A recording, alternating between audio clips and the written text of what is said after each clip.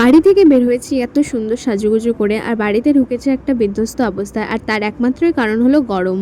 এক তো এত গরম পড়েছে, আর তার মধ্যে আজকে মহা অষ্টমী। বাড়িতে বসে থাকবো নাকি একটু বাইরে বেরিয়ে চারিদিকটা ঘুরে দেখবো সেটা বুঝে পারছিলাম না। তাই ভাবলাম যে এই গরমটাকে ঠেঙ্গা দেখিয়ে আমরা বরং একটু ঘুরেই আসি। আমি কিন্তু দুর্গাপূজাতে বিশেষ একটা শাড়ি পরা পছন্দ করি না, কিন্তু এইবার আমি ভেবে রেখেছিলাম যে অষ্টমীর দিন আমি শাড়ি পরবই। আর হ্যাঁ, সকালবেলা অঞ্জলি দিতে গিয়েও শাড়ি পরেছি, আবার দুপুরবেলা ঘুরতে গিয়েও কিন্তু আমি আজকে শাড়ি পরেছি।